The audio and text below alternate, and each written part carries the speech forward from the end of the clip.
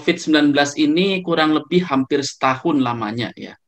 Ini lumayan menyita waktu dan membuat orang menjadi drop di sini ya, terutama dalam dunia pendidikan nih. Dalam dunia pendidikan antara pendidik dengan yang siswa didik ini juga akhirnya terjadi jarak di sini. Gitu.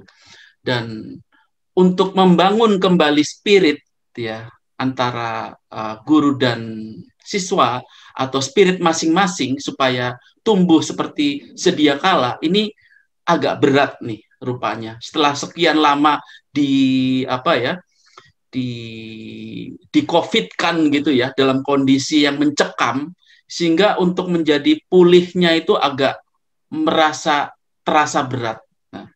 Nah ini bagaimana nih untuk menghadapi solusi seperti ini nih Pak Andre, supaya guru-guru ataupun dosen ketika mengajar tuh tidak malas-malesan lagi gitu ya. Siswa juga tidak malas-malesan lagi. Ya, corona ini kita belum tahu nih sampai sebatas mana berakhirnya. Kalau malas-malesan terus ya nggak selesai-selesai jadinya ya Pak Andre ya. Gimana Pak Andre? Kita lihat filosofi dulu Pak. Waktu Nagasaki sama Hiroshima dibom. Iya. Kaisar Akihito tuh yang pertama dia tanya apa? Berapa banyak guru tertinggal? Berapa banyak guru yang tersisa? Tertinggal, ya. Itu dulu dia tanya. Karena kenapa? Ketika masih banyak pendidik yang masih ada tersisa, berarti membangun bangsa Jepang itu tidak begitu sulit. Tetapi ketika itu sudah tidak ada, apa yang mau diharapkan? Itu yang pertama ya Pak. Ya. Filosofi guru itu adalah tiang juga Pak. Untuk suatu kemajuan. Makanya dikatakan pahlawan tanpa jasa. Itu guru. Mungkin anak didiknya udah jadi direktur, jadi apa, guru masih tetap guru Pak. Iya, betul.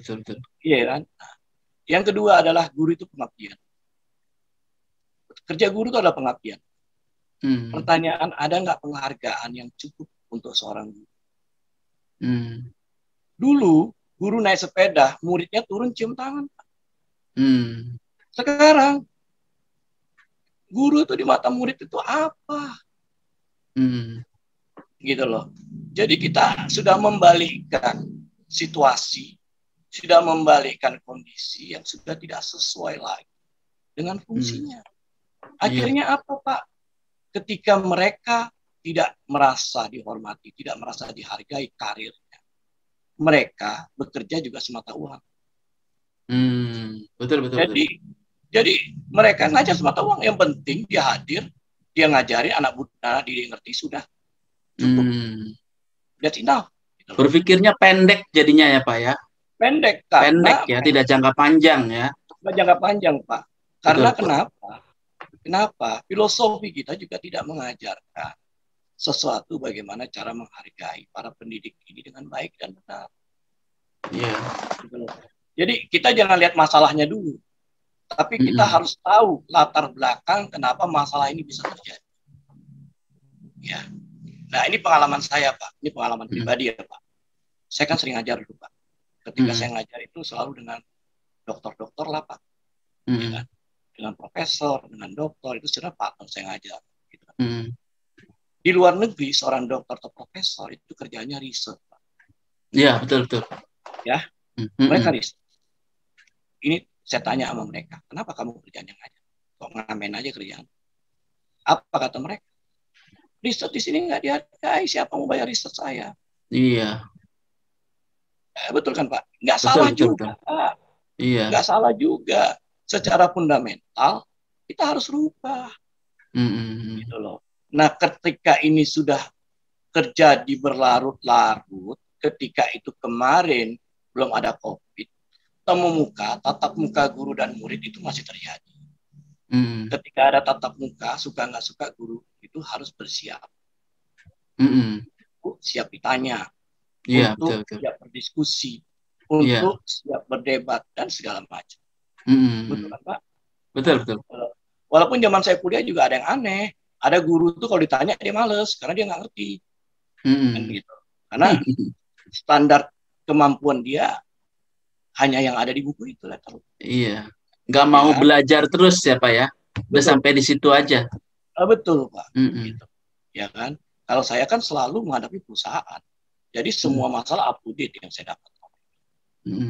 Jadi ketika saya tanya solusi yang up to date, dia keluarin riset yang lama.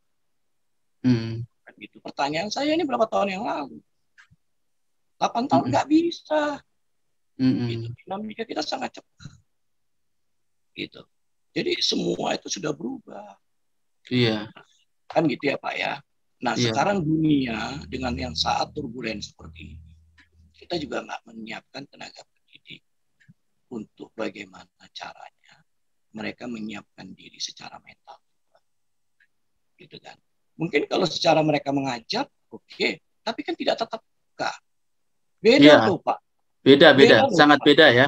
Ya, energinya beda loh Pak. Orang ketemu langsung dengan orang hanya via begini. Iya. Iya kan Pak. Nah via gini kan misalnya kadang-kadang saya pakai baju gini kan nggak kelihatan. Saya pakai celana panjang atau pakai kolor. Iya. Betul Pak. Betul kan. Artinya dia tidak menyiapkan dirinya secara utuh untuk siap untuk mengajar. Gitu.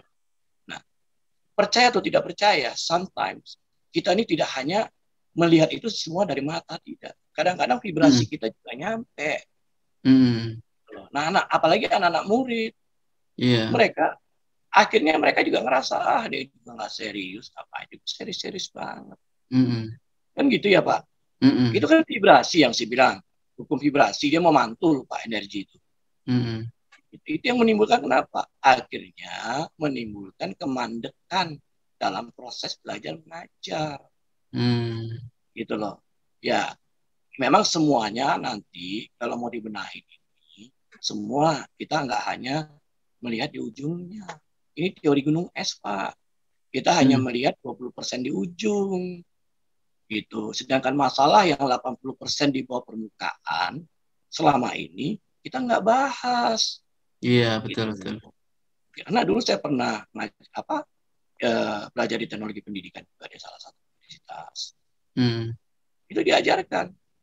Anak itu, mahasiswa atau anak didik itu ada 3 komponen yang bisa membuat mereka nyaman belajar. Nomor 1 adalah fasilitas yang disiapkan. Itu harus lengkap. Gitu loh. Yang kedua adalah jangan ada kebisingan ketika mereka belajar. Mereka bisa fokus. Yang ketiga, kualitas guru. Kualitas guru ya? Kualitas guru, Pak. Kualitas dosen. Kadang-kadang dulu ya, zamannya Bapak kuliah, atau saya kuliah, atau mungkin kita sekolah dulu ya, Pak. Ada guru-guru yang kita hindarin kan, Pak? Iya, betul. Ada. Betul nggak?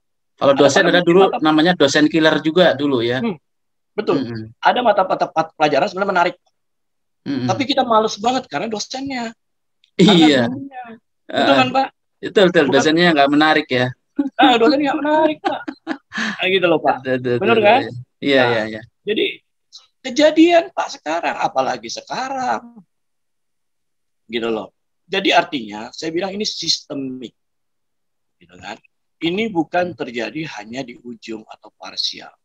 Tapi kalau mau diperbaiki, perbaikilah secara sistem. Karena ketika sistem diperbaiki, semua akan mengikuti aturan. Karena semuanya sudah tertata, Pak. Gitu loh. Nah, makanya ini yang saya bilang kadang-kadang kita minta hasil yang lebih dari anak kita. Tapi tempat dia sekolah tidak bisa mengakomodasi.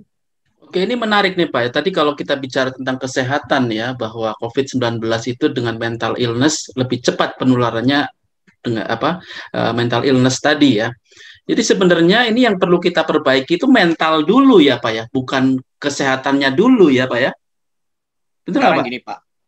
Betul. Sekarang saya kasih contoh ya Pak. Guru ngajar daring. Ya kan Pak? Terus guru itu ngajar itu dengan mimik wajah yang kayak nggak semangat. Iya. Kayak ogah-ogahan. Cuman hanya sekedar ngisi waktu gitu ya Pak ya. Iya. Apa yang terjadi? Murid juga tertular dengan ogah-ogahannya dia. Betul kan Pak? Iya, betul.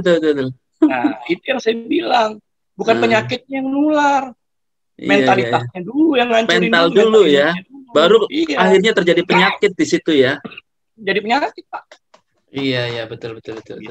Gimana mau fokus belajar? Gitu loh. Gimana mau fokus belajar? Gimana mau nyaman mau belajar? Iya. Sedangkan yang dia lihat di depan mata dia sendiri sudah tidak memberikan rasa untuk bergairah untuk belajar. Iya, iya. Gitu. Betul, betul, Gak ada betul. gairah, Pak. Iya. Ya kan? Nah, kalau kita lihat sistem pengajaran di kita nih, Pak ya. Kalau dulu, saya ingat dulu, kalau belajar itu dulu kita suruh baca dulu. Ketika kita Disuruh apa, mau Pak? baca dulu, Pak. Baca. Kita Oh, oke. baca dulu apa yang mau dikuliahkan Ya, hari ini. sebelum tatap muka gitu baca Tatap dulu muka. sehingga Tatap begitu muka. ketemu udah connect ya, Pak ya. Nah, udah connect dan kita wajib bertanya. Oh, Kita oke. menyiapkan pertanyaan, Pak, Hmm. tentang apa yang kita bacakan. Gitu loh.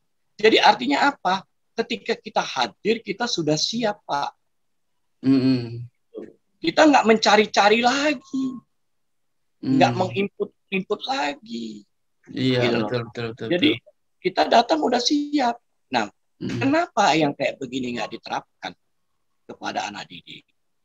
Kan gitu, Iya. Pak. Coba anak-anak itu diwajibkan baca, belajar. Tatap muka, ayo kamu nanya apa? Apa menurut kamu tentang apa yang kamu baca?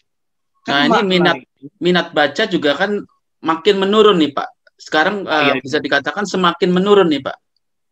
Pak. Sekarang Hmm. ada TikTok, Pak. Orang lebih enak Iya, nonton TikTok, orang nonton film, main iya, game daripada belajar, Pak. iya, Gitu. Karena betul, nggak betul. ada challenge, Hmm. gitu loh. Sesuatu yang nggak ada challenge-nya, ya nothing, Pak. Iya, betul, betul, betul. Gitu loh. Nah, ini yang kadang-kadang yang saya bilang, kita ingin memperbaiki, tapi kita hanya memperbaiki jadi pemanis, gitu Hmm. loh. Jadi kalau orang bilang itu apa namanya ada perubahan, tapi perubahan yang nggak signifikan, bukan itu yang diharapkan. Iya. Hanya terjadi, Pak. Jadi Oh. artinya jangan heran kalau ke depan nanti standar nilai yang ada udah nggak bisa jadi patokan lagi. Nah, ini Pak, ini standar nilai untuk anak didik gitu ya. Itu juga sebenarnya sekarang semakin turun nih Pak ya. Dengan adanya Nah, pandemi ini yang diharapkan ya, goalnya seperti apa, misalnya goalnya sampai 100% atau 90, tapi yang keluar ya, outputnya itu ternyata baru sampai 20 atau maksimal 30% apa. Dan akhirnya kita maklumin gitu ya, karena situasinya seperti itu. Tapi ini kan nah, namanya COVID-19 ini kan kita nggak tahu nih situasi seperti ini sampai kapan gitu. Nah, nah ini yang saya bilang adalah creativity thinking. Nah, betul harus ada kreativitas di situ ya Pak ya. jangan kita pasrah, gitu Iya. loh. Kita sudah melihat ada situasi, kita sudah bisa harus memetakan, Pak. Hmm. Gitu. Jadi kayak kita bikin mapping, gitu Iya. loh. Harus seperti apa, harus bagaimana, mulai dari mana. Itu bukan pekerjaan gampang, Pak. Itu Hmm. pekerjaan sulit. Secara Iya. teori, kita ngomong ini gampang. Hmm. Tapi untuk mempraktekkan, wah ini nggak gampang, Pak. Iya. Gitu Perlu loh. Nggak terobosan nih gampang. kayaknya Pak ya. Ya, Perlu sesuatu yang berbeda nih. betul. Hmm. Nah, pendekatannya juga harus berbeda. Iya. Ya kan? Kalau dulu, Betul. Pak, ada namanya kalau kita mengajar, ada anak-anak yang sifatnya IQ-nya di atas rata-rata. Hmm. Artinya ini anak-anak gampang bosan. Oh iya Kalau betul betul. kita samakan mereka belajar dengan anak-anak yang punya IQ yang rata-rata aja.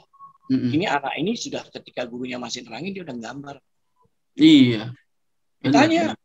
kenapa kok kamu gambar, kamu nggak dengerin? Ya sudah ngerti. Iya, benar benar. Iya kan, Betul Pak? betul betul betul. Iya. Nah, ngapain juga saya dengerin? Tapi kan saya nggak boleh keluar kelas. Harus duduk di sini. Iya, iya betul betul. Betul kan, Pak? Karena nggak ada Betul. challenge yang tepat. Nggak ada Hmm. pendekatannya yang tepat. Nggak ada Hmm. cara yang tepat. Hmm. Nah, ini yang perlu kalau kita benar bilang mau concern Hmm. terhadap dunia pendidikan, ya harus bikin sesuatu itu sistemnya yang benar dulu, Pak. Hmm. Kan garbage in, garbage out, Pak.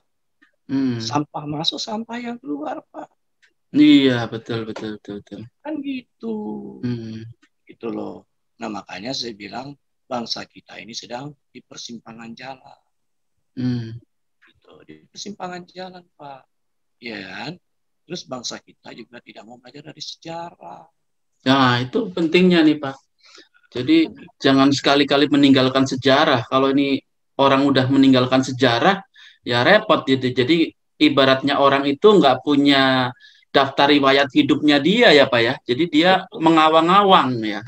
Betul, nggak punya profil. Nggak punya profil. Nggak Tidak punya berkarakter juga ya, Pak ya. Betul. Padahal Pak Karno itu kepingin kita ini menjadi bangsa yang berdikari. Iya, betul. Iya kan? Berdikari itu bisa berdiri di atas kaki sendiri. Iya. Akan berdikari.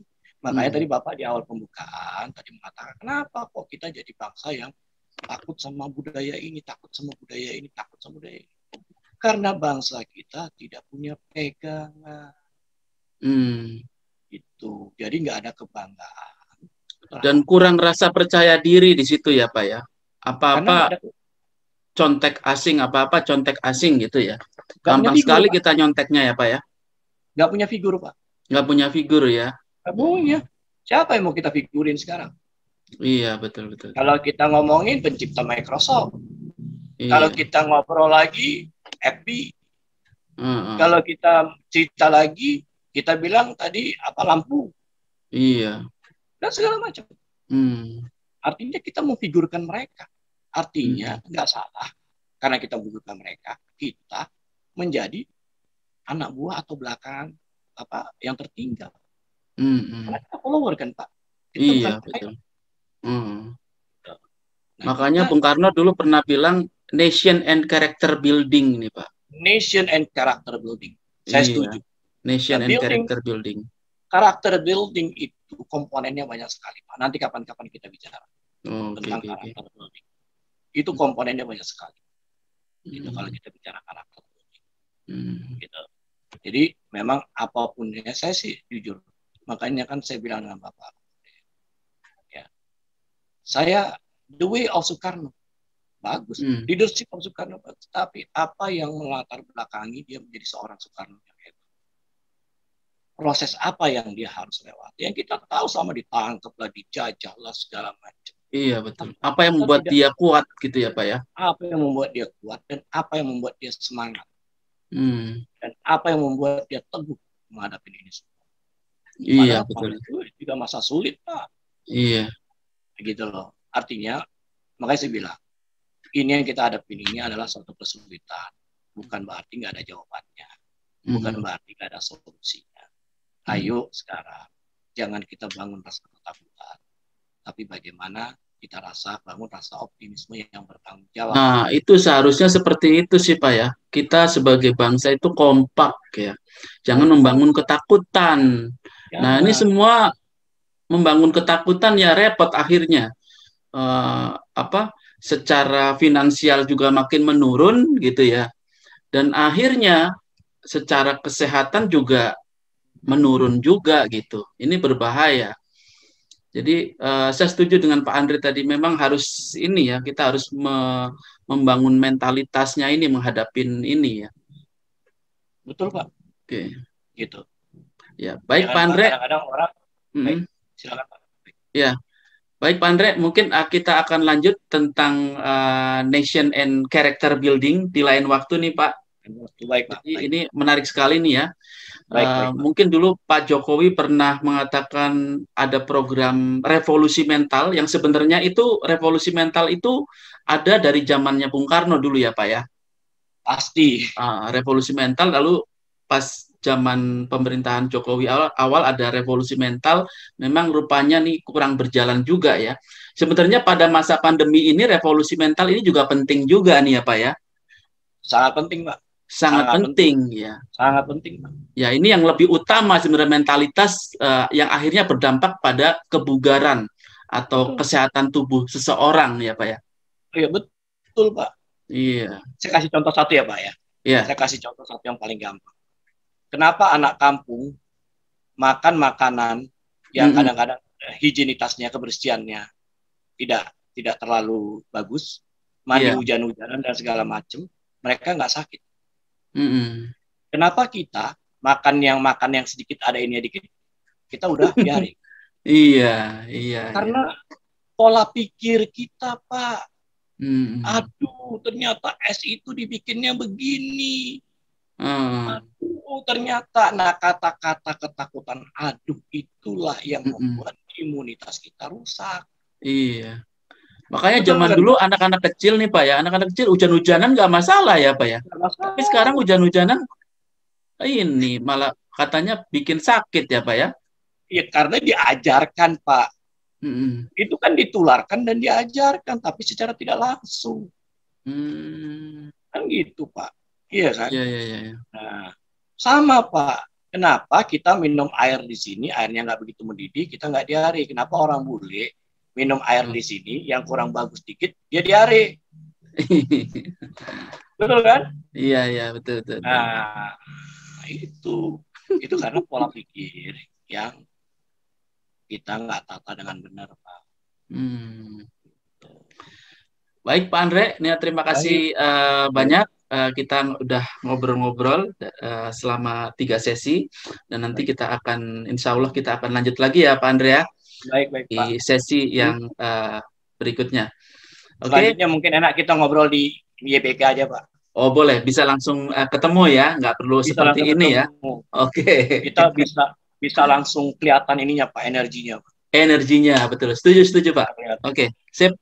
Terima Baik, kasih banyak Pak Andre. terima Uh, kasih. buat teman-teman ini yang nonton video ini, mudah-mudahan kembali ke semangat lagi ya, mentalitas kita menjadi kembali pulih lagi ya untuk menghadapi pandemi ini. Terima kasih, sampai jumpa di lain kesempatan.